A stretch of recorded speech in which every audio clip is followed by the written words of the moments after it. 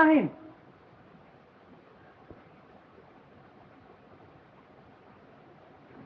What is it, sir? Oh. Why, it's Mr. Robbins, sir. Fine. Young Sperling was here with him this morning. See if he's still around. Well, I called the district attorney.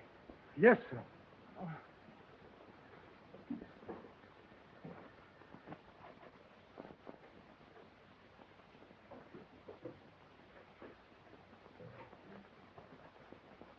Good morning, Professor. How are you this beautiful morning? Terrible thing has happened. A young man, a friend of my niece's, has been murdered at my house. Try to calm yourself, Professor. I'll get Philo Vance on this at once. In the meantime, give me all the details you can over the phone. Well, in the first place, I thought I heard a... It's Mr. Markham, sir. He seemed rather urgent. Will you speak to him? Certainly.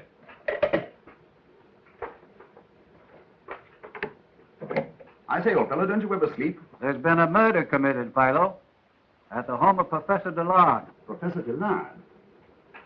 That interests me, Markham. Lead on. A man named Robin was killed with a bow and arrow. Robin? Killed with an arrow? Oh, my dear fellow, confess. You've been on a wild chase with Mother Goose. No, that's the story. A fairy tale in terms of blood, eh? All right, Markham. I'll meet you there in half an hour. Dark suit, dark hat, dark tie, and bring me some more hot coffee. Very good, sir. Yama, look at my reference shelf. Bring me Dr. Elmer's book on archery, the home book of verse, and the German dictionary. Very good, sir. Yeah.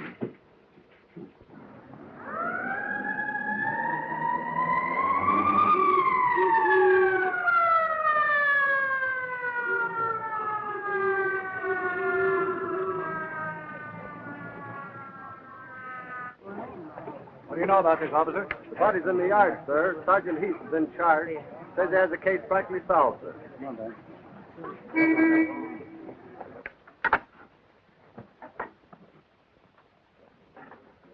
They converted this old garden into an archery range. Oh, yeah. Mr. Lott is quite an enthusiast in archery. Oh, I think you'll find this very convenient. Good morning, Heath. Good morning, sir. Hello, Mr. Vance. Morning, Nice to see you, sir. Oh, sorry they troubled you, Mr. Markham. It's an open and shut case. Why, I've got it practically solved right now. First-degree murder. How nice for you, Sergeant. But as long as I'm here, you don't mind if I take a little look around, do you? No, go as far as you like. Thank you, Sergeant. Oh, see here, Mr. Markham.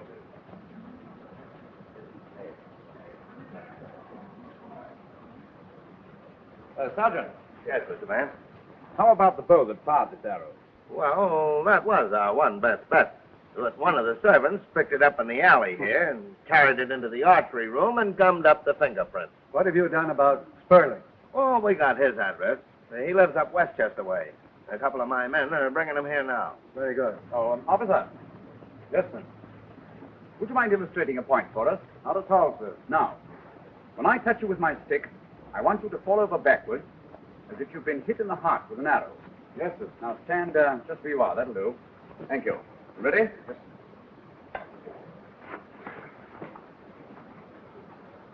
Sergeant, you will notice that the first instinct of a man shot in a vital organ is to draw in his arm towards the wound. His legs are doubled up. You will also notice that his hat has fallen at his head. Now, Sergeant, in Robin's case, the arms and legs are straightened out, and his hat not only lies at his feet, but is a good foot and a half away from him. All right, officer, that will be all. Thank you. Now, we're wasting our time, Mr. Markham. What's the good of all these theories? Sperling's the boy we want, and when my men bring him in, the case will be closed. Why, Sperling was probably in love with the Dillard girl. Had a scrap with Robin, grabs a bow and arrow, follows Robin outside, shoots him through the heart, and beats it. Sergeant, You're much too trusting for this deceitful world.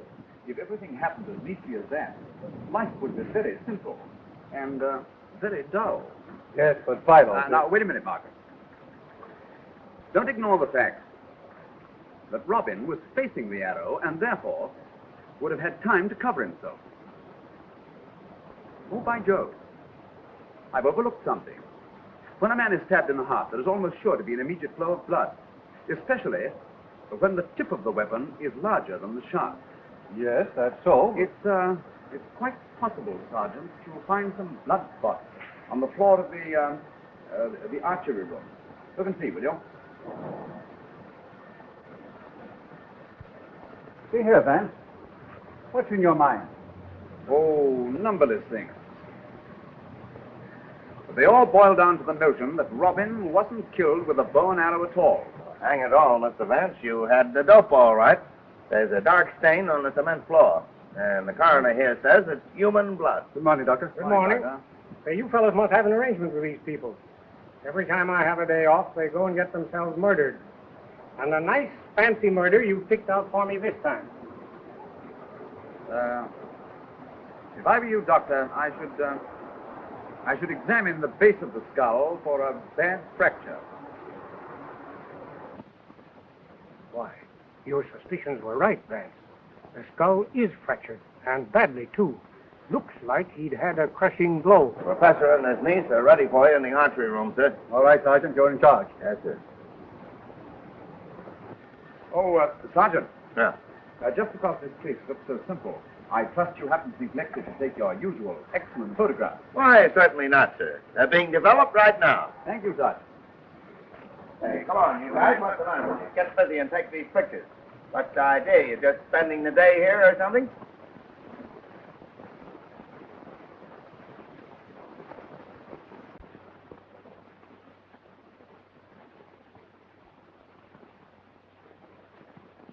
The room is the... Oh, good morning, Professor. Oh, Martin. I regret that the tragedy should be the reason for this meeting. Yes. You remember my niece, don't you? Yes, indeed. I want you both to meet Mr. Philo Vance. How do you do, sir? If you tell him just what you know of the tragedy, he'll be a great help to us. Oh, won't you sit down, gentlemen, please? You sit down, my dear, will you? Well, I told Malcolm practically everything that I knew over the telephone. Robin and Sperling called to see Belle, but she was out playing tennis. I heard them talking up in the drawing room for a few minutes, and then they came on down here. I worked in my study for about an hour, and I thought I heard a noise. It sounded like a scream, but I couldn't be sure because the maid was using the vacuum in the hall. Then I stepped out onto the balcony and saw the body of poor Robin. The rest you know. About that scream, Professor, could you be at all sure from what direction it came? I know. I couldn't be sure that it was a scream that I heard. It might have been an automobile siren. We hear so many traffic noises from the drive. Where were the other members of your household at the time of the murder? The cook had gone to market. Belle was out playing tennis. Mr. Anderson, my adopted son, had left for the university. We phoned to him, but he wasn't there. So we left him a message. Oh, I do hope they've been able to find him by now. Oh, I see. I say, there's an arrow missing here. That's strange. It's been taken in great haste, too. This holder has been badly bent. Poor Cock Robin. Cock Robin? Oh, we all called him that. We did it to tease him. Mr. Lard, did you happen to know by any chance that Sperling in German means sparrow? Oh, yes, I know. Do you speak German? No. And how did you know that Sperling means sparrow? Well, The other day, Robin stepped out onto the archery range just as Mrs. Sperling aimed at a target. Mr. Arneson was watching and called to Robin, "Be careful. You're a cock robin and that archer is a sparrow." Mr. Arneson seems very well acquainted with his nursery rhymes. Just a minute. Where do you think you're going? I'm Eric Arneson. I live here. I was telephoned for. Of course, if you don't want me to come in, that's all right with me. I'm sorry, I didn't know who you Why were. is this house littered with policemen, who at best are hardly ornamental? There's been a murder, sir. A young man. They've been expecting you, so you'll get the details inside. A murder? Come on, Johnny, come on. Mother, I want to go home because I'm hungry. Hush, dear. Mother's busy. There is Mr. Arneson now. Eric, I'm so glad you're here. Robin's been killed. Robin? Cock Robin. Well, his name was against him, wasn't it? Oh, please, Eric. Don't be cynical now. For my sake. I'm sorry, darling. And Johnny. Oh, I know how hard this is for you, Johnny. What great pals you and Robin were. Why, I can't believe it. Hello, Markham. Good morning. Morning, sir. Mr. Vance, Mr. Arneson. Morning, sir. How do you do? This is John Sprigg, one of my students. Oh, yes. Robin was the best friend I had in the world. And I'm going to find the man who murdered him. Taking death tragically is one of the weaknesses of youth. So we have a real murder mystery, have we? Might I be entrusted with the details? Well, where were Robin and Sperling when you left? Downstairs in the archery room. Is that so?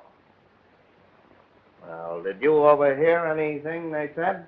I don't listen at keyholes. Well, little bright eyes, they ought to erect a statue to you for being the first woman who don't. Was there anybody else in the archery room when you left this morning? I thought I heard Mr. Drucker. But he sneaks in and out at all hours of the day and night. Well, now we're getting somewhere. I wish you'd tell me all about this case and let me work it out along scientific lines. Is it a bargain? Of course, we couldn't very well promise to tell everything. It might be indiscreet. Wait a minute. Wait a minute, Markham. I really don't see any reason why Mr. Arneson shouldn't apply his scientific knowledge to this crime. I'm quite sure he can be depended upon. Oh, I'm very dependable. Well, Vance, if you think... Mr. Arneson, the first thing you can do to help us is to tell us something about the Druckers. We're going to interview them next. Well, Miss Drucker is a little, peculiar. Oh, perfectly harmless. She thinks the sun rises and sets in her brother. If I were you, I'd take Miss Dillard along with you when you go to question her. Miss Drucker likes her. Oh, yes. That's a very good suggestion, Arneson. Oh, Bill, darling, look, these gentlemen are going to interview the Druckers now, and I said you go along with them. It'd make it easier for Miss Drucker. Why, yes, dear. And now, if you can spare me for a while, I have some lecture notes I ought to edit. Certainly, Mr. Arneson. Oh, Mr. Lard. Yes? How good an archer is Mr. Drucker? Why, he knows nothing about archery. Oh.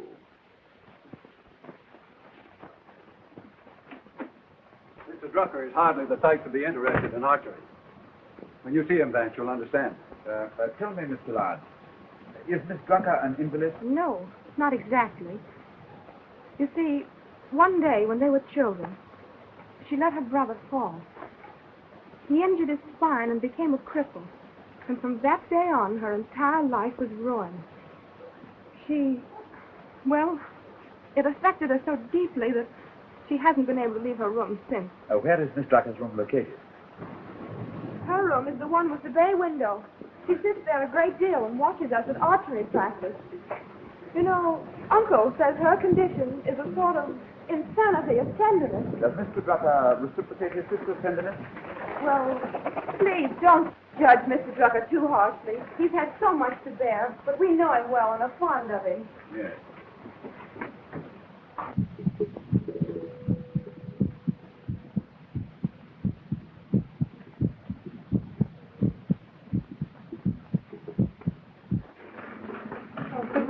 Doctor. Good morning, Mr. Nye.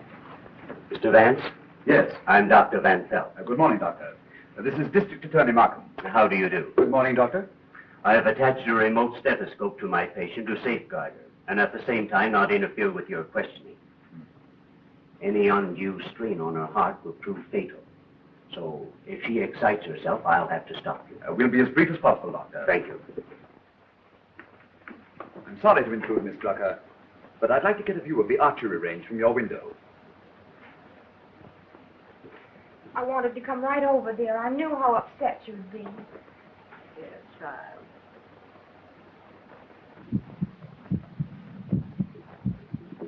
Miss Drucker, as your window has such a clear view of the archery range, we hoped you might be able to help us. No. I saw no one. I haven't looked out of my window all day. It's most unfortunate. Had you looked out of your window this morning, you might have seen who killed Mr. Robin. With a bow and arrow. An arrow through the robin's breast. That seems perfectly natural, doesn't it? Is your brother at home, Miss Drucker?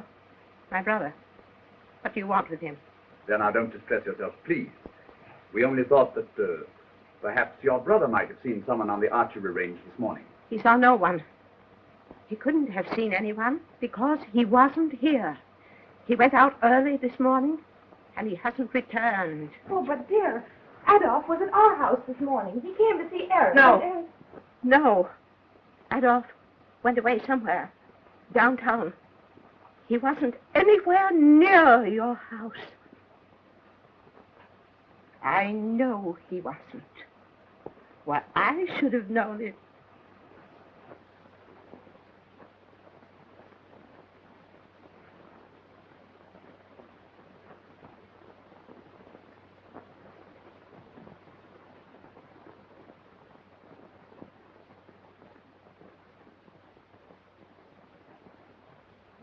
Mr. Drucker, we were just speaking about you.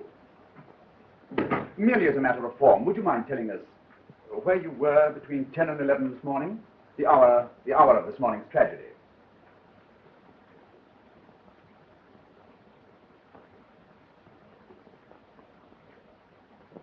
Between 10 and 11. Yes, Mr. Drucker.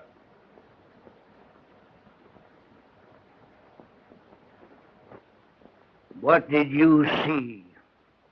What do you mean? I mean, it was about that time when I heard a scream in this room. You didn't. No. I didn't scream. I didn't scream. I'm sorry, gentlemen, but I'll have to ask you to conclude this interview now. All right, Certainly, Doctor. If you don't mind, I'll stay with Miss Drucker. Mr. Lard. Goodbye, Miss Drucker. Thank you. I wonder if you'd mind coming with us, Mr. Drucker.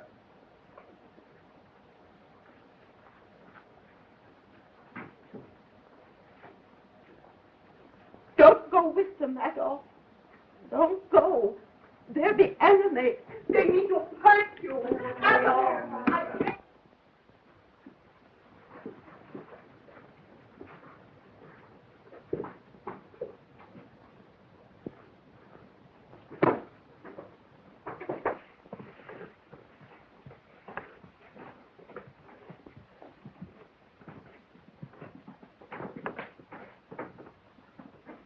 Oh, Mr. Drucker, just what did you do when you visited with the Lard home this morning?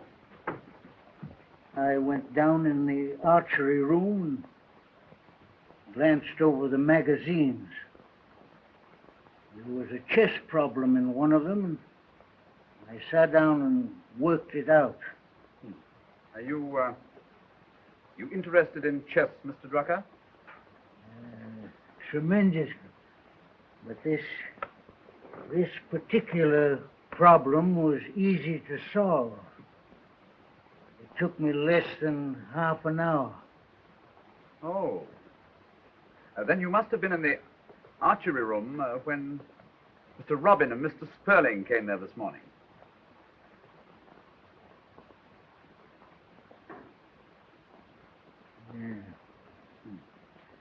Were you under the impression, Mr. Drucker, that they'd been quarreling?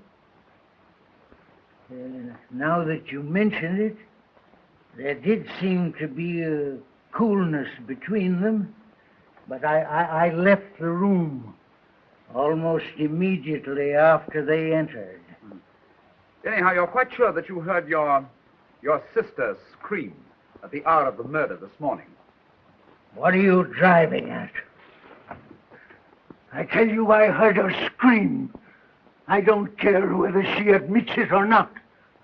I was in my room at the time of the murder, and you can't prove anything different. What has her scream got to do with the murder anyway? Didn't she tell you she saw nothing? All right, Mr. Drucker. That will be all for the present, thank you.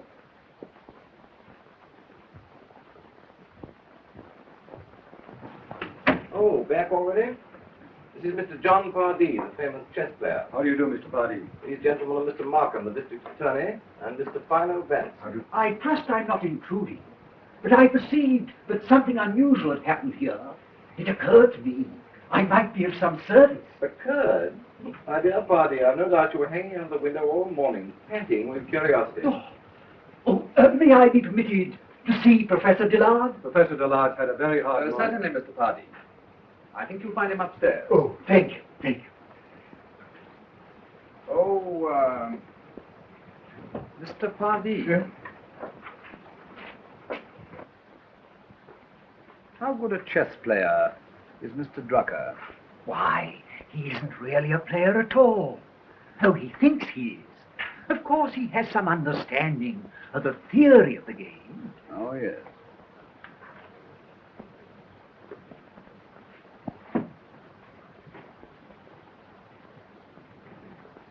If I can be of any assistance, I shall be very glad to see the murderer brought to justice.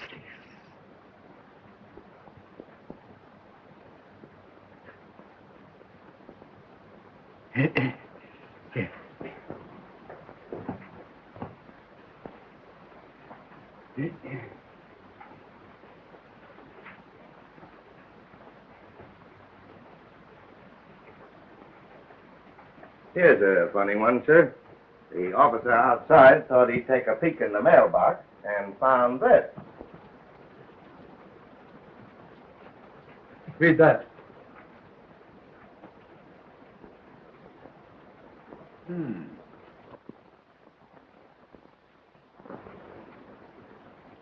Is there by any chance a typewriter in this house? No, never has been one to my knowledge. Thanks. The bishop. Dear me, I hope the church isn't involved in this mystery. That would be embarrassing. Some crank wrote that note, Mr. Vance. Don't forget, Sergeant. This crank of yours would have to know a good many details. He would have to know that Robin's middle name was Cochrane, that he was presumably killed by a bow and arrow, and that Sperling was with him around the time of the murder. Well, that's what I said.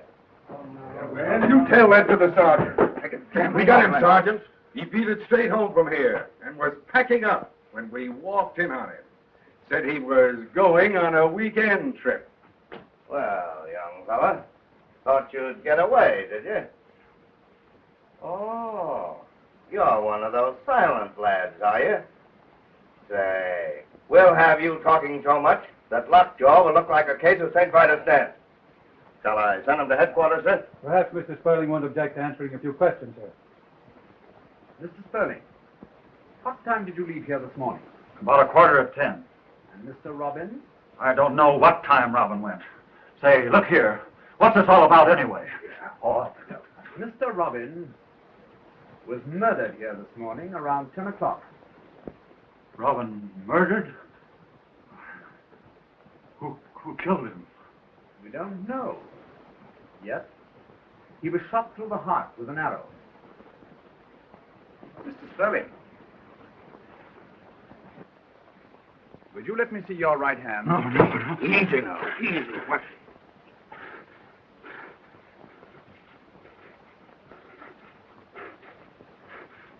All right. I took that hunting arrow down. Robin and I had an argument about it. And I cut my finger doing it, too. But that doesn't say that I killed him. Oh, no, of course not. Hey, Mr. Sperling. If you left here at 10:15, what were you doing between then and 11 o'clock when you took the train to Westchester? I was sitting in the park. Oh, twittering to the little birdies, I suppose. What were you doing there? Feeding nuts to the squirrels. Nuts. See here, Mr. Markham. You gonna let this bird make monkeys of us? Let me send him to headquarters. Send him in. And Adams, check his alibi. Yes, sir. Oh. You know, Mr. Vance, I got nothing against theories, except that you can't hang them. Mr. Arneson, do either Mr. Pardee or Mr. Drucker own a typewriter? Yes, they both do. Would it be any trouble to you to secure me samples of type from both those typewriters? No trouble at all. Now, see here, Mr. Vance. What's the good of all this hooey when I got the murderer right outside? Nevertheless, Mr. Arneson, I should like those samples of type, if you don't mind, Sergeant. Eric! Yes, sir. How can you sit there calmly and discuss books and theories and formulas when right outside this house that poor boy was murdered? Doesn't it mean anything to you? My dear, don't you see that I'm doing it for your sake? You must put Robin out of your head. Cruel and unnecessary as his death seems. Life is cruel, but what can we crawling microbes do about it? Not that you aren't a very charming microbe. I know, I'm just terribly nervous, that's all. If only I could do something to distract my mind. I wish I could take you out somewhere tonight, but unfortunately I promised Markham and Vance that I'd meet them at the Stuyvesant Club. Oh, but why must they drag you into this? Why can't you keep out of it, Eric, please? It frightens me. My dear child, Eric is quite right. After all, what have we to fear? Well, what is it?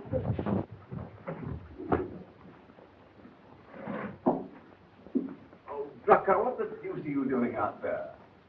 I'm looking for the blunt instrument that was used to bash in Robin's head.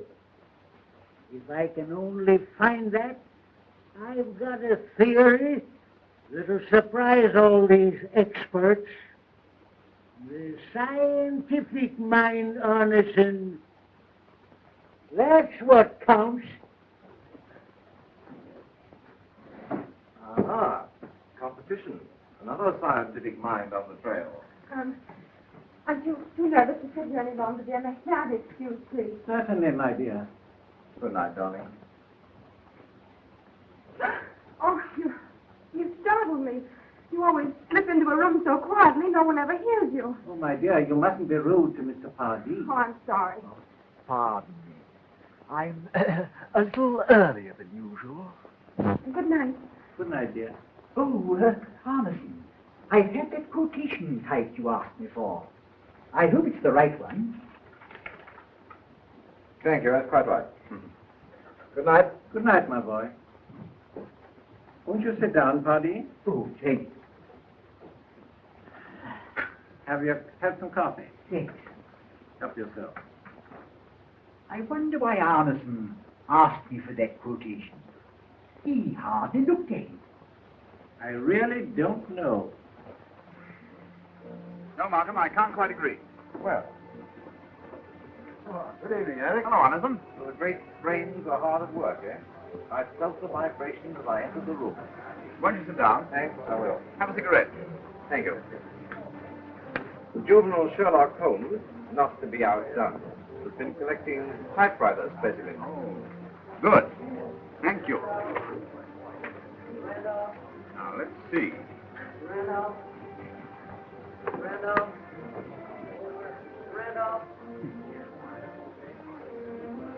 The style of the uppercase G used in the Bishop note was changed before either of these typewriters was put on the market. And the E, the most frequently used letter of the alphabet, is out of vertical alignment. Evening, Chief. Oh, evening, gentlemen. Good evening. Pardon me, gentlemen. Will you have some coffee? No, thank you. Or some nuts? No. This was received by the World in the last mail. The Herald and the Times got copies, too. See the station number? This was mailed from the neighborhood of the murder.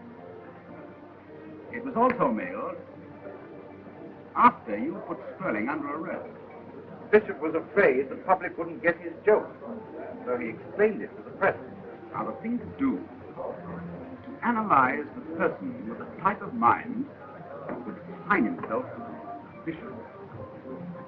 I saw several chess bulletins in the Dillard archery room this morning.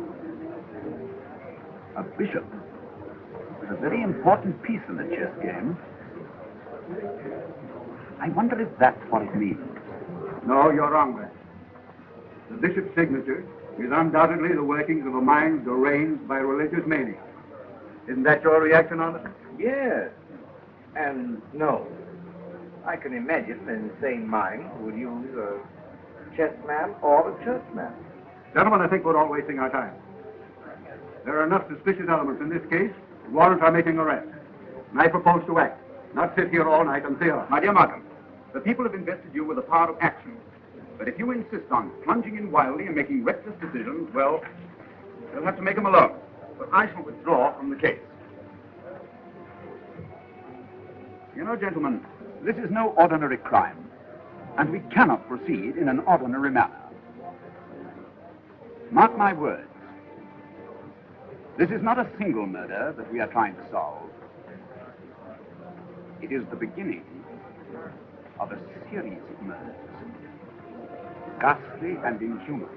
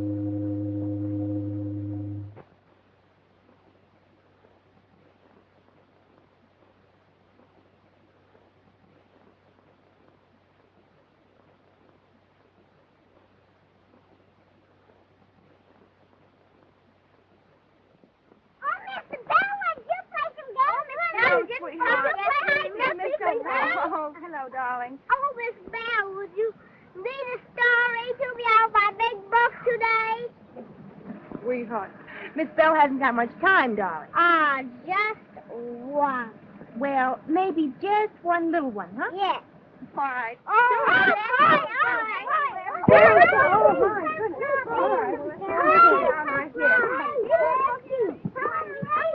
Oh, who said I was going to read to you, huh? Who said so?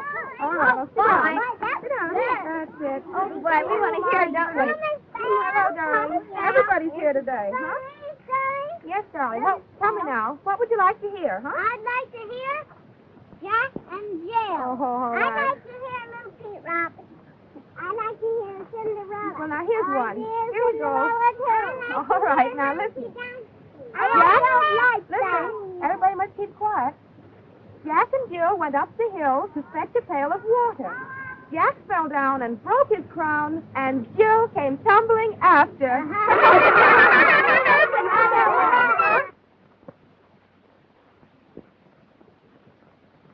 Old King Cole was a merry old soul. And a merry old soul was he. Are you looking for somebody? Mm-hmm. But he'll be here in a minute. He calls for his pipe, and he calls for his bowl.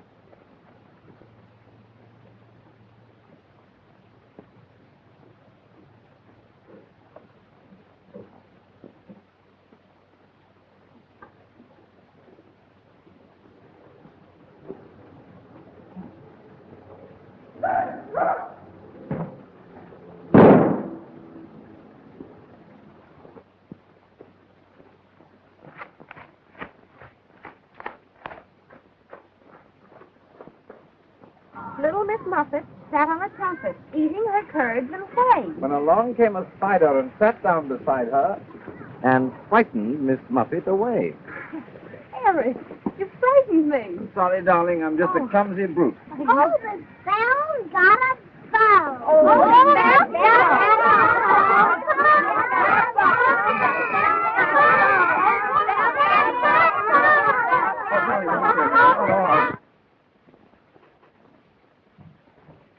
Morning, Anderson. Why, home. And Dr. Watson. What's this I hear about Johnny Sprigg being shot? Well, there's nothing much to tell except that Johnny Sprigg was shot this morning with a little gun through the top of his head. More storybook nonsense. What a pity his parents called him Johnny. It sealed his doom. Brilliant student, almost a genius. An extraordinary thing happened last night, Anderson. The murderer visited the Drucker household around midnight and left a black bishop from a chess game at Miss Drucker's door. A chess bishop? Well, that clears the church anyway. Just as a customary routine. Yes. Would you mind telling us where you went last night after you left us at the Stuyvesant Club? That's easy. I dropped in at the theater to see an Ibsen play, an old favorite of mine. When I got back, the professor was still up writing. Pardee and Drucker had been visiting him. Pardee had shown him one of his chess problems, and he and Drucker had quarreled about almost every position on the board. Pardee had gone on to his chess club. And at what time did you arrive home from your theater? A little after midnight. Too late to have distributed chessmen to the neighbors. I'm sorry to disappoint you. You're not necessarily under suspicion, Anderson, but you can help us by answering some questions. Glad to. Are there any revolvers in this house? No. No revolvers, no sliding panels, and no secret stairways. And you say that Mr. Pardee went straight from here to his chess club? Yes. And I assure you that Mr. Pardee is the last man in the world to suspect as a murderer. Oh, yes. Yes, I'm sure of it. But we mustn't hurt his feelings by neglecting him. No. So I think we'll pay Mr. Pardee a little visit. Yes. I should think that a chess expert would be of great help to you in solving the crime. Mr. Vance. Oh, I'm so glad you're here. Some dreadful thing seems to be happening to everyone that comes to this house. I'm afraid. I'm afraid for all of us. Something keeps saying to me, which of you will be next? My dear Mr. Lard, our problem is to match normal thinking against the abnormal scheming of a criminal mind. Please believe me when I tell you that we're doing everything in our power to help you. Come along, Markham. Eric. Oh, if only you could take me away someplace. I only feel safe when I'm with you.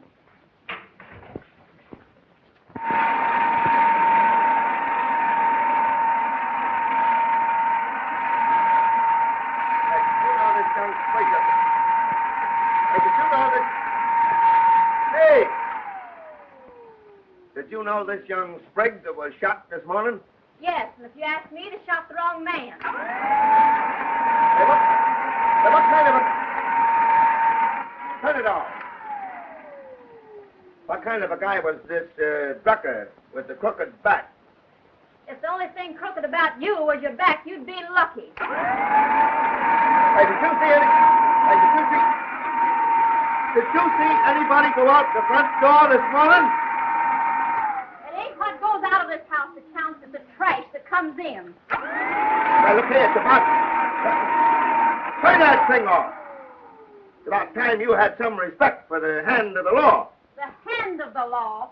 The only thing I ever see around here is a lot of flat feet. Oh, is that so?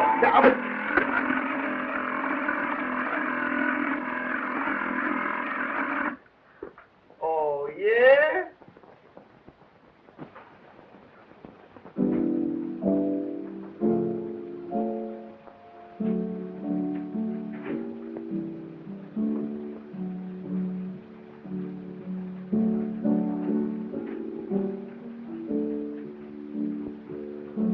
wish you'd come down to earth and admit that we have a good circumstantial case against Drucker. I'm not so sure that we have. Who else could have done it? Sperling's out. His alibi sounded crazy, but it was okay. Feeding nuts to squirrels. And so he was. He left enough peanut shells to have fed an elephant.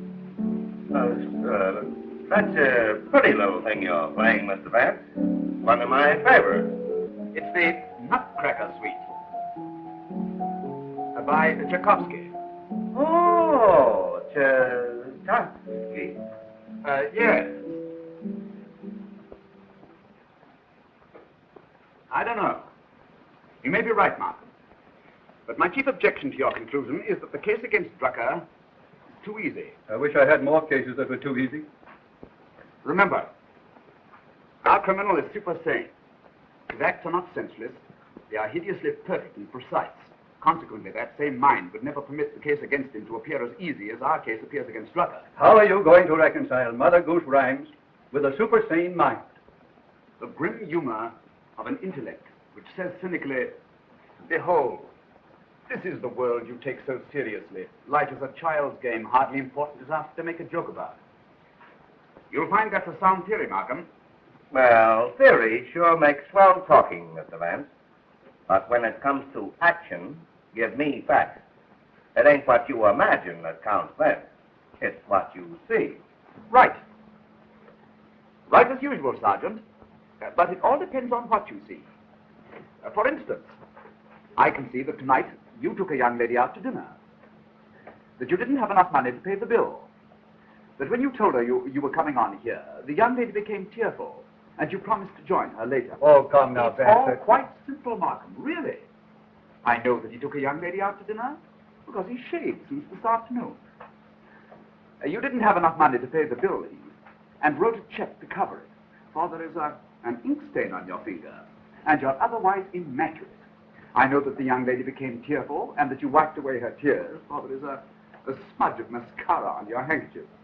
You promised to join her later because you've been looking at your watch ever since you arrived. Theory, my dear Sergeant. All theory. Well, at least you wouldn't mind if Sergeant Heath brought Drucker here tomorrow morning. Then we can find out what he knows and act accordingly. No, not at all. Not at all.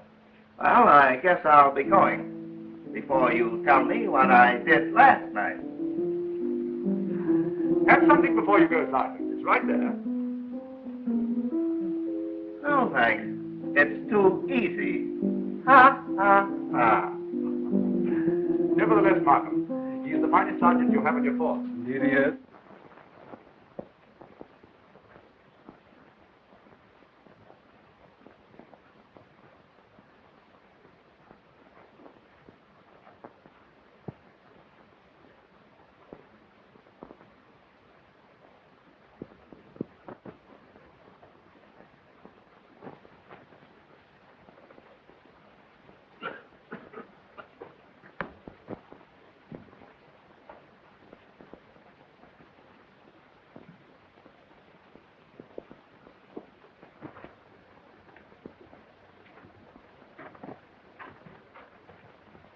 What a terrible fog over the river. I can never remember the fog being so thick before.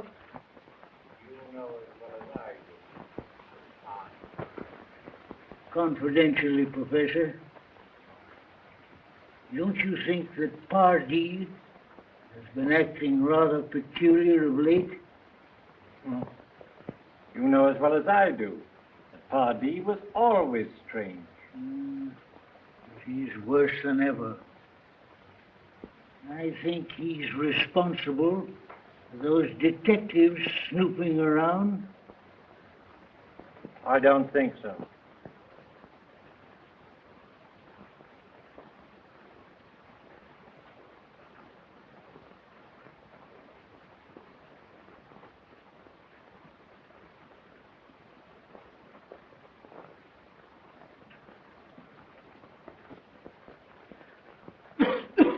The fog's getting worse.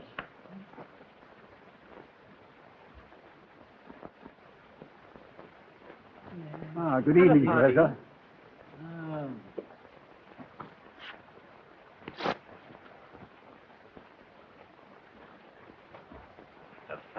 for a grown-up guy to earn a living, ain't it?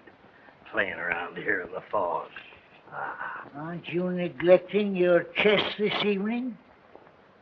You shouldn't forget that practice makes perfect. It would hardly be of much use to practice, my dear Drucker, without you to hang over my chair and criticize my moves as you do so brilliantly. Yes, well, a little criticism won't harm you. No, gentlemen, gentlemen, please.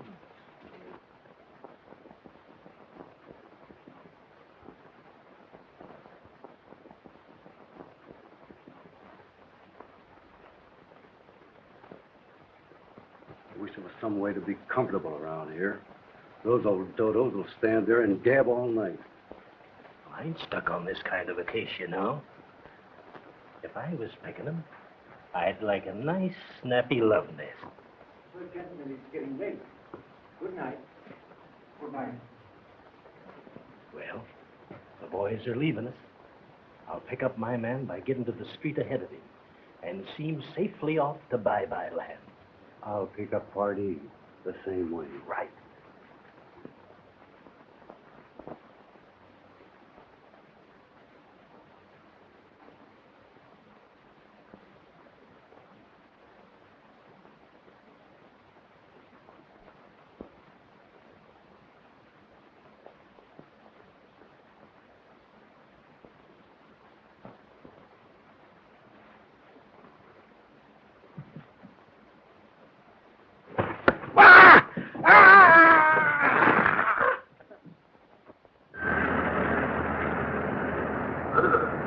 Some kids in the park found the body about 7 o'clock this morning. The doctor said he must have fallen off the wall about 10 o'clock last night. Killed instantly. Has Miss Drucker been notified? No, I told him we'd attend to that. Drucker was our principal clue, and he falls off a wall. Falls off a wall? A hunchback falls off a wall. Humpty Dumpty sat on a wall. Another Mad Mother Goose rhyme. Well, I sure gotta hand it to you, Mr. Vance. You're right. Here's another one of these goofy notes. I'm gonna wake up some morning thinking I'm little Bo Peep and start chasing sheep. The world. Humpty Dumpty sat on a wall. Humpty Dumpty had a great fall. All the king's horses and all the king's men cannot put Humpty Dumpty together again. The bishop. Sergeant, did your men trail Pardee and the professor last night? Well, they tried to, but they lost them in the fog. So they went back to the house to wait. Sure enough, the professor shows up in about 10 minutes. But Pardee, he don't show up for nearly half an hour.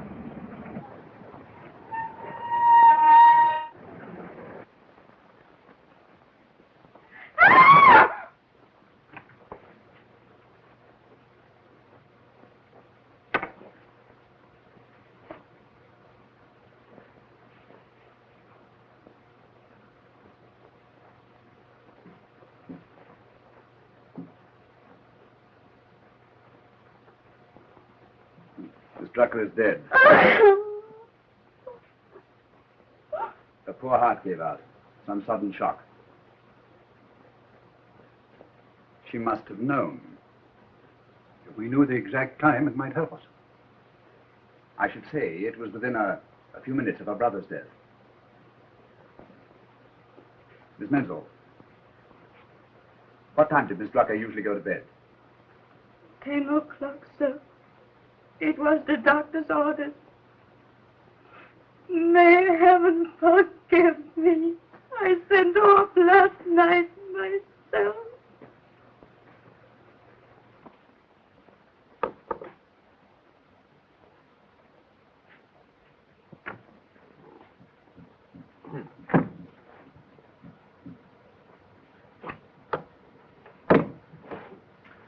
I see it all now, Markham. Miss Drucker went to take her medicine before retiring. Found her water carafe empty. Came in here to get some. Was surprised by her brother's murderer, who then forced open this desk to obtain something of Drucker's that he knew to be of value. That's all, Mrs. Menzel. We'll attend to arrangements here.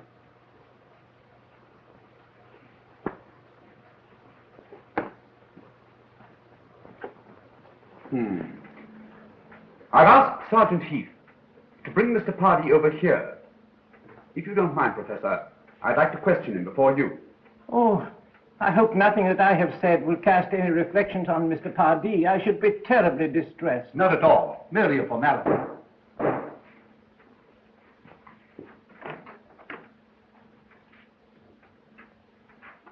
Professor Denard. Good morning, Mr. Pardee. You have, of course, heard of Mr. Drucker's death. I should like to... Won't you sit down? Thank you. I should like to ask you a few questions. What conversation did you have with Mr. Drucker in the park last night? Right. I went for a stroll in the park, and meeting Professor Denard and Mr. Drucker, I stopped for a moment, not wishing to appear rude.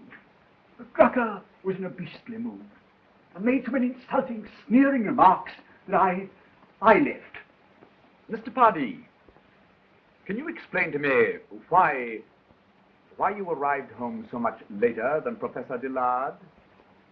When you both left Mr. Drucker at the same time. I sat down by the 79th Street entrance and smoked a cigarette. Rather a foggy night to sit on a park bench, wasn't it, Mr. Pardee? Anyone see you sitting there? Rather a foggy night to depend on eyewitnesses. Wasn't it, Mr. Vance? Certainly, Mr. Pardee. My mistake. That will be all for the present.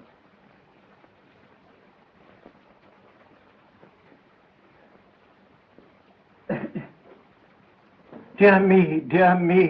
This has been a wretched business for you, but I think it'll soon be over. I just heard the sad news. Frightful business, isn't it? The Drucker is wiped out, and more storybook nonsense to boot. Oh, Eric, please. May I be excused? Certainly, sir. Certainly. Sergeant, he tells me that one of his men saw you walking toward the park last night around 10 o'clock. That you didn't return for an hour. Just as a matter of form. To please the sergeant here.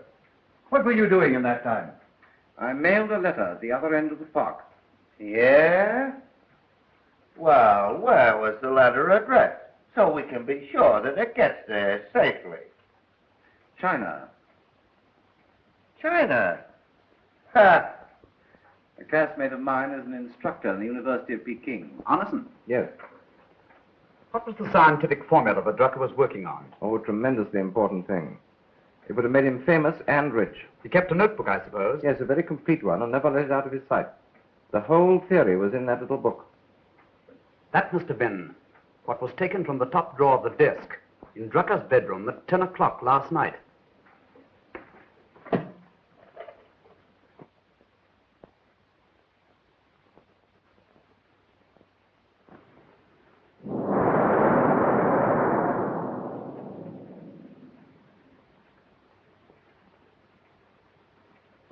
Drucker was always standing behind me, criticizing me, and I hated it.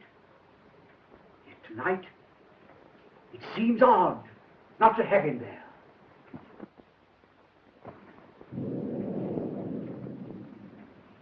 I've looked round half a dozen times, expecting to see him there, to feel him leaning over my shoulder. Perhaps the fact that you disliked him so in life makes you regret his death the more. No one knows the intricacies of the human heart. Why don't you go to bed early and try to relax? Yes. Yes, I believe I will.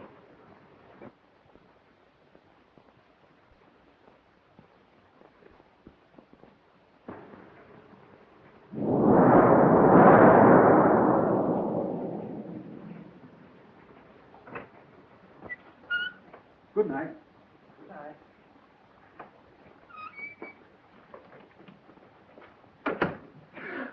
Oh, you. It's raining outside, sir. Will you permit me to escort you across the street? Oh, thank you. It's very good of you.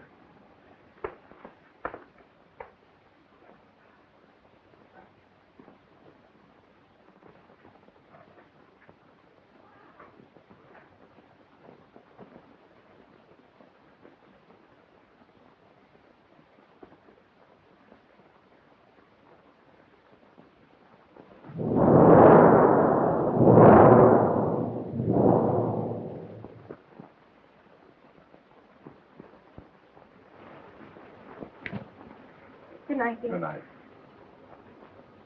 Eric, are you sure the house is safely locked up? Why, of course, dear, it's all locked up. Nobody can get in.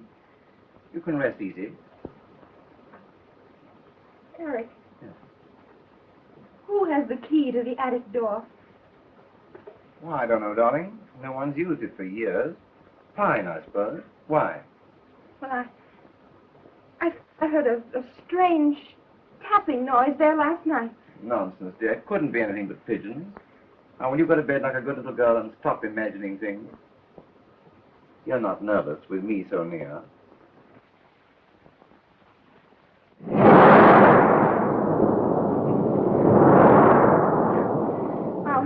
I'll try not to be silly.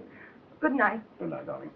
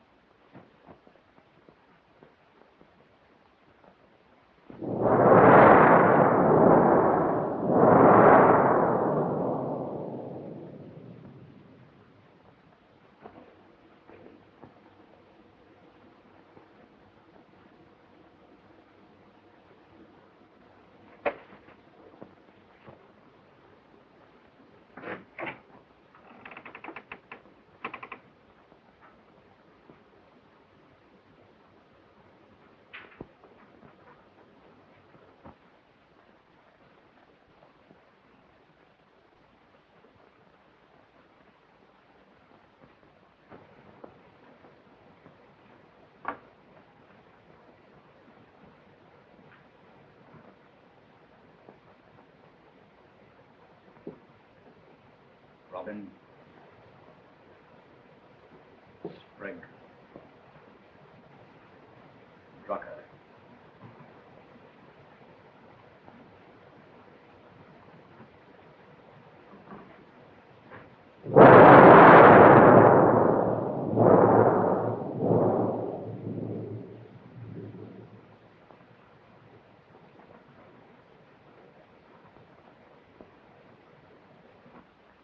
When the gong sounds once, it will be exactly midnight.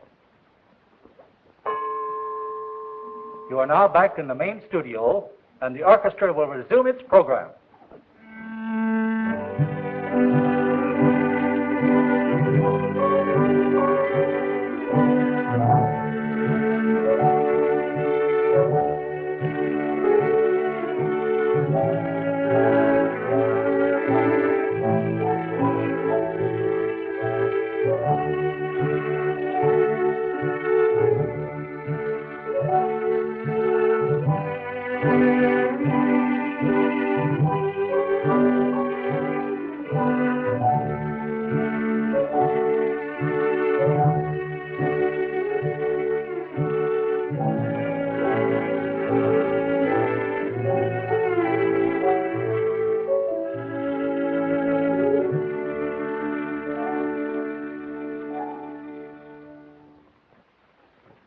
Very well, Mr. Markham. That's all.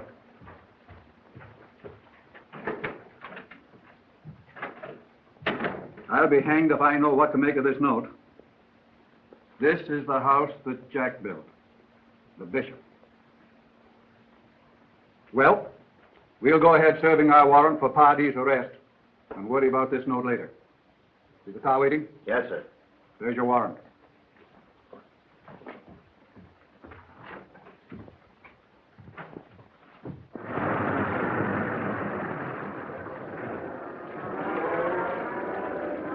What's wrong, Manny?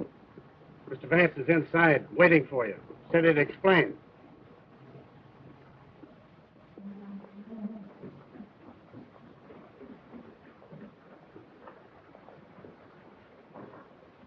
Complete relaxation is essential at a time like this. Lie flat on your back with every muscle at rest. I always thought that guy Vance was cuckoo.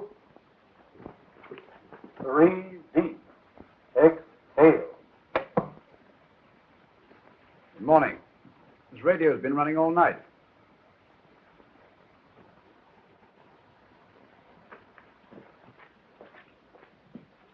And now, Pardee, How did you know about this, Vance? A reporter from the Times came to see me this morning and brought me the latest bishop note. It occurred to me at once that John Pardee was Jack and that he'd been murdered. So I sent the note along to you, knowing that you'd figured it out as I had and come along here. Perfectly simple reasoning. Well, that's what we thought right away, didn't we, Mr. Markham? Well, hardly. What do you make of it, Vance? Why, it's as plain as the nose on your face, Mr. Markham. Why, this guy Pardee wasn't murdered at all. He was the bishop. Why, I suspected him right along. And yesterday I put Flaherty to watching him. And when Pardee found out I had him, he knew the game was up and committed suicide. Why, it's very simple. Well, I guess we can call the bishop murder case closed. Now, Sergeant, what about the house that Jack built? Huh?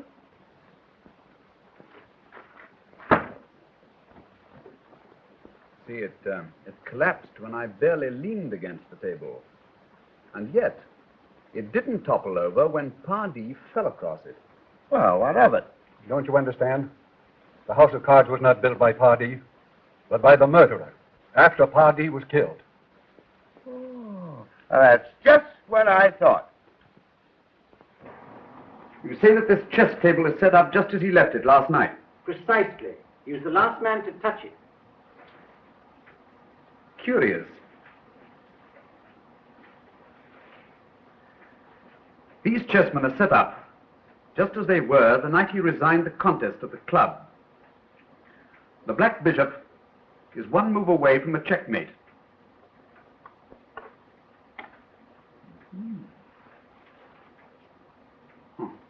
Well, we mustn't detain you any longer, Professor. No, he's had a very trying day. I'm sorry Mr. Arneson isn't here tonight. Some of the students are doing an Ibsen play, and you know Arneson's passion for Ibsen. Yeah. The Pretenders is the play they're doing tonight. Oh, yes. I've just been reading it over again myself. Oh, am I intruding? Good evening. No, my dear, come right in.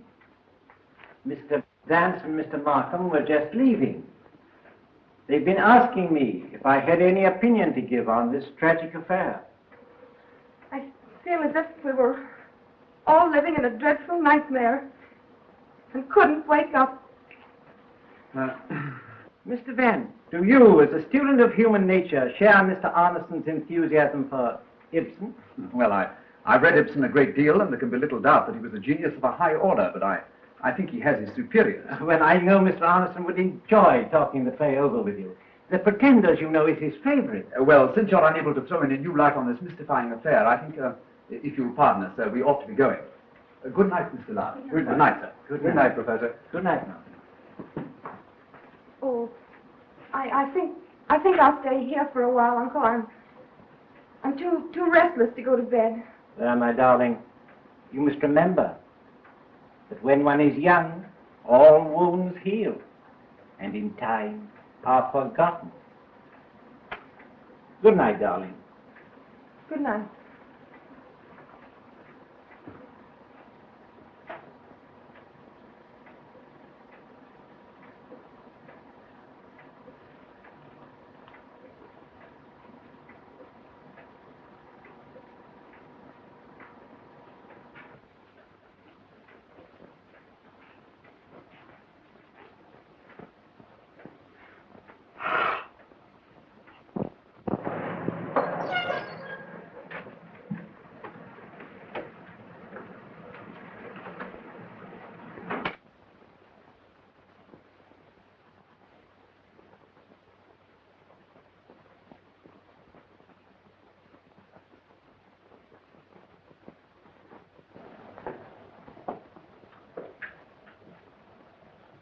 As I see it, Markham, the professor was trying to convey some suggestion to us without actually putting it into words.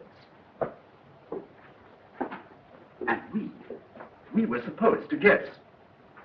Huh. Yes. Yes. That's why he wanted to see us while Arneson was away at the Ibsen play. Oh, what a fool I've been.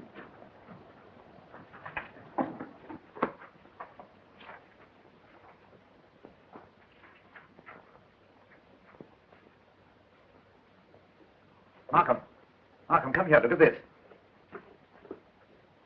Arneson. Bishop. That's what the bishop meant. It had nothing to do with chess. He meant to tell us that Arneson was the bishop. Arneson. We haven't a moment to lose. We've got to get back to that house at once. You're right, Markham. Now that we've been told who the murderer is, it makes us partners in crime if we permit innocent people to spend even another hour under the same roof with him. You'd better telephone to Heath. Right.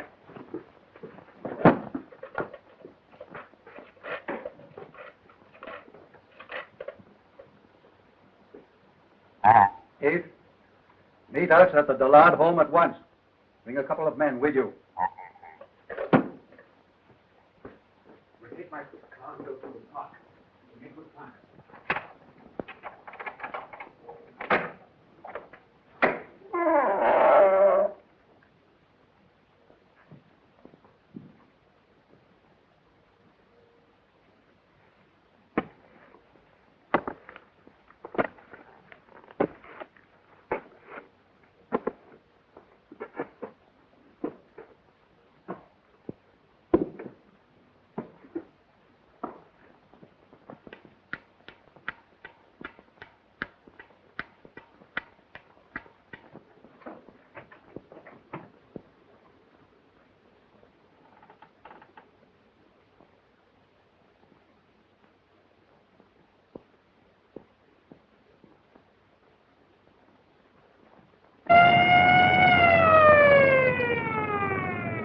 George. Yes, sir. Go through the 69th Street entrance. It's quicker. Yes, sir.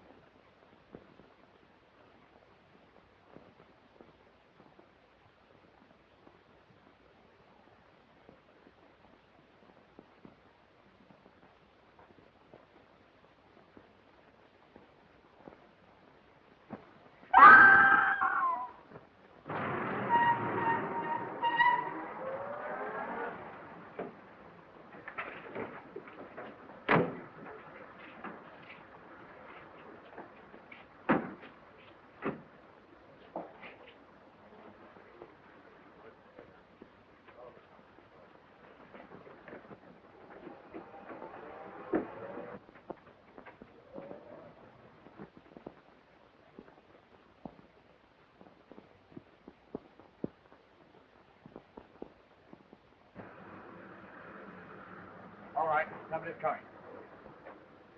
Forgive us, Professor, for breaking in on you like this. Why, what does this mean, gentlemen? We haven't time to explain now. Every moment of delay spells danger. Yes. Come in, gentlemen, come in. Put your hats down there, will you, please? We want to see Mr. Arneson at once. Fine. Yes, sir. These gentlemen wish to see Mr. Arneson. Go to his room and call him. Yes, sir. Mr. Vance found what was disturbing you. After we left here tonight, he showed me his copy of the Ibsen play you referred to. For days, that play has been on my mind, poisoning every thought. What does it mean? It means that you have led us to the truth. Professor Dillard! Mr. Arneson is not in his room, sir. Fine. See if Miss Dillard is in her room. Yes, sir. Please. I'm sorry, sir, but it's absolutely necessary. All right, fine. Yes, sir. Oh, can't we keep the poor child out of this terrible affair? Her heart is heavy enough already. I don't see why we should disturb Miss Dillard, Vance. After all, it's Arneson we're after. Look here, Markham. It's too late to consider anyone's feelings now. With the information that we have on hand, we must not leave a stone unturned. Sir! Sir! Miss Dillard, room has not been slept in. What? Then, Professor, much as I regret taking drastic steps, it will be necessary for us to search this house. Come on, Heath. Oh, by all means, anything. Anything, I will come with you. Yes, if you will, please. Oh, we get to this door. Arneson's room at the end of the corridor there. I'm very sorry. I don't know what to do. All right, fellas, you stick right with me. Go right ahead, Mr. Vance. You lead the way. Me and my men are right behind you. Now, which is Mr. Lard's room? This one here. Heath, take one of your men and look around in there. Come along with me, Sweeney. And, Mr. Arneson? That one there. Come along, Markham. Careful, Collins. Watch your step.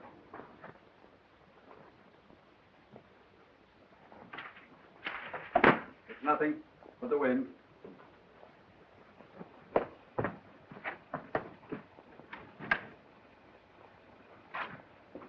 He obviously isn't here. All right, let's get through the rest of the house.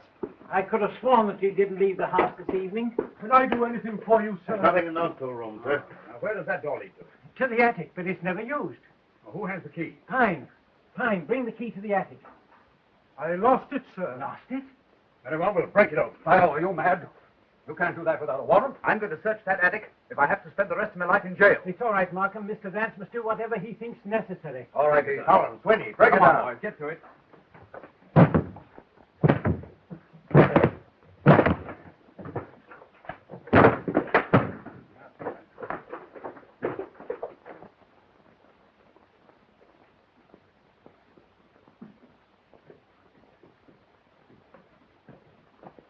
Right.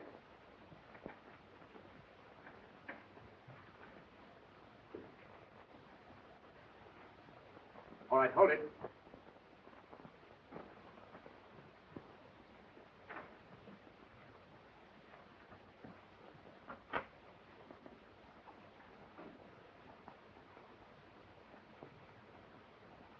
The chimney of this lamp is still warm. You were certainly justified in breaking in here. I agree with you, Markham. Oh, this is incredible.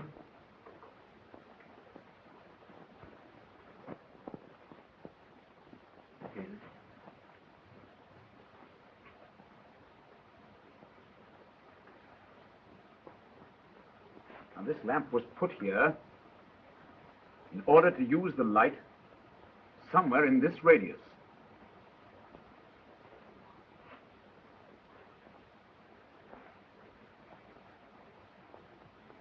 Now, let me see.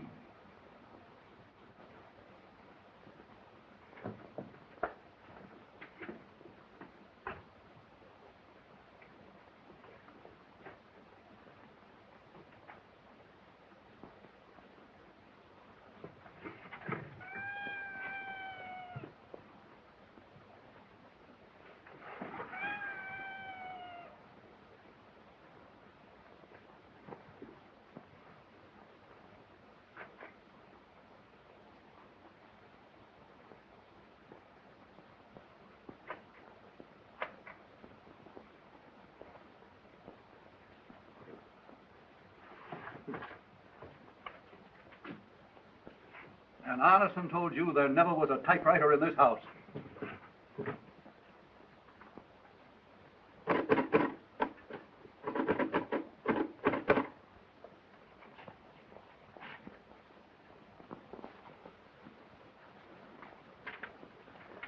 The same type as that used in the bishop's murder notes. I wouldn't have believed it. I hadn't seen it with my own eyes.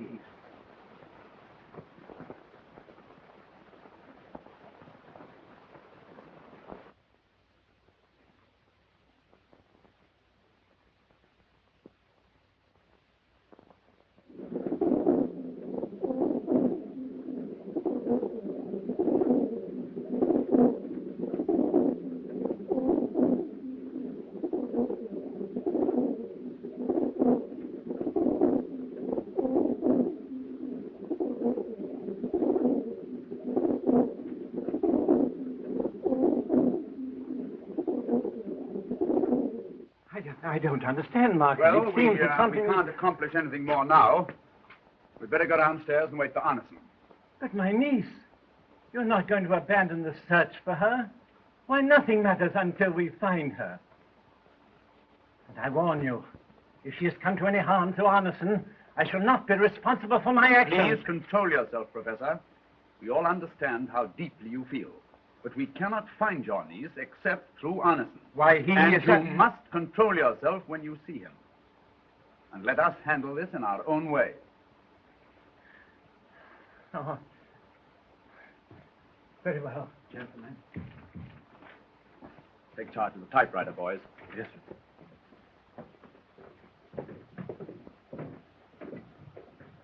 Sergeant. Yes, sir. No. Yes, sir.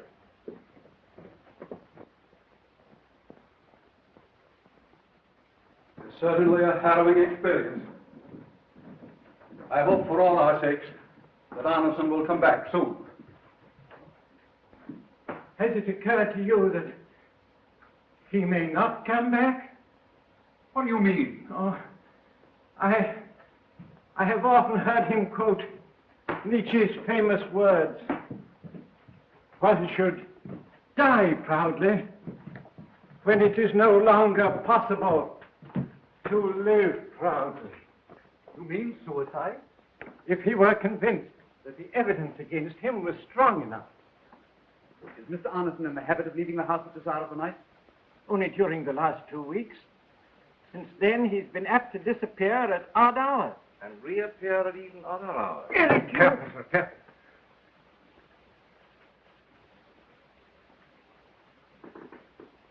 You see the words, the bishop, written there? Do you recognize the type, Mr. Arneson?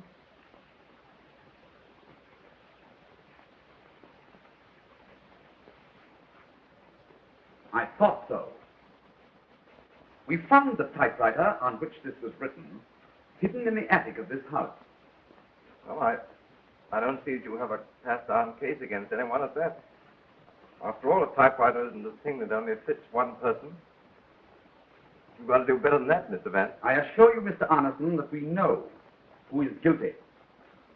Really, you almost terrify me. By any chance I should happen to be the murderer, I should be almost inclined to admit defeat. But since you know who the bishop is, why all this palaver? Oh, Mr. Vance. You were right. The girl was in the cupola. Not hurt, but unconscious from shot.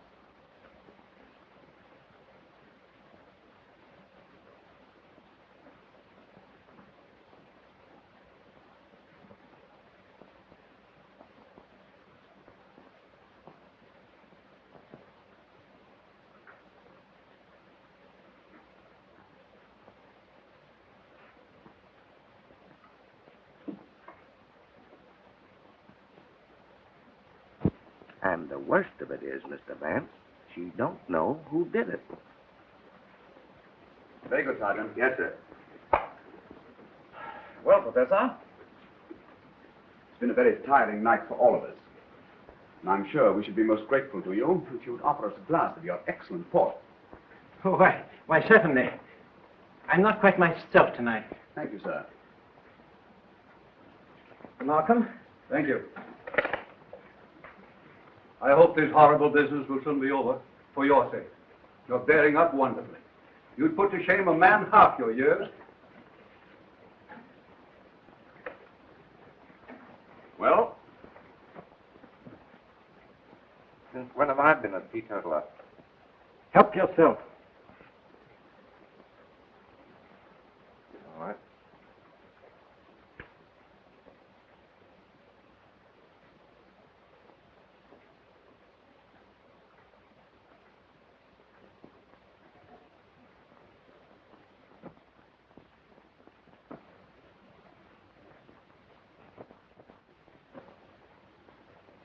While you were talking to Mr. Markham just now, I changed the wine glasses. The glass from which you are about to drink is the one you prepared for Mr. Arneson. I trust it makes no difference to you. And what would you say if I told you that we had found your niece, and that in spite of all precautions, she recognized the man who seized her? And I had everything so perfect. It was so easy to keep myself innocent and to throw the guilt from one to another until it struck where I planned it from the beginning on you. You who robbed me of the only things that I lived for. My fame as a scientist. The affections of my niece. The only creature in the whole world that I loved. Now you rob me of the triumph of seeing you sent to the chair. It would have been perfect. Perfect.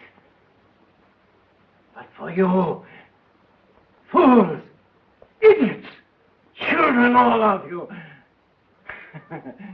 baffled by Mother Goose, 3 blind mice. Vance, don't let him break it.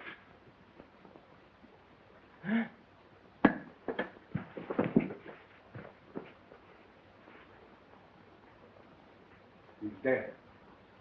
Do you realize what you've done, Vance? This is murder. Here is the glass that he prepared for Mr. Arneson. It was the poison that fermented in his own diseased brain that killed him. Fear. Vance, I've been suffering tortures. For heaven's sake, what's happened to Belle? No, that's all right, Arneson. She'll be here in a minute. She surprised the professor in the attic tonight, and he locked her up safely until he could get you out of the way. She was in no real danger.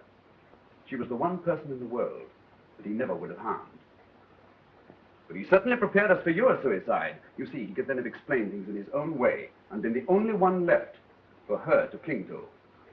Oh, yes, one other point. She didn't recognize him. Why? That was a little dramatic license on my part. Arneson, I owe you an apology for the way in which I treated you. Oh, no apology necessary, old son. I knew you didn't have your eye on me. You gave me a terrible shock, but of course I knew that I had to play up. I didn't know just what you were after, but I tried to follow your cues as well as possible. I hope I didn't bungle the job. Play up? What do you mean?